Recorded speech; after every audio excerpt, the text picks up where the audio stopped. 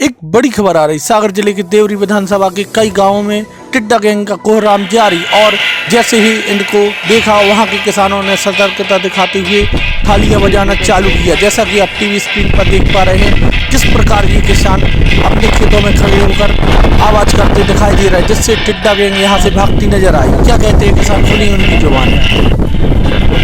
आपकी फसल को क्या नुकसान हुआ? हम लोगों ने ऊपर इस कारण से फिर निकल गई संग। आपकी फसल को मतलब थोड़ा बहुत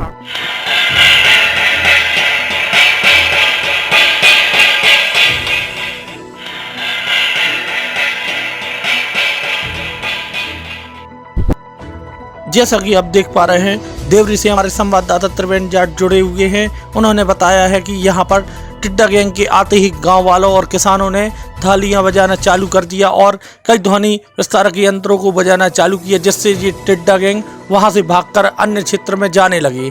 देखिए देवरी से हमारे संवाददाता त्रिवेंद्र जाट की खास रिपोर्ट। नमस्कार।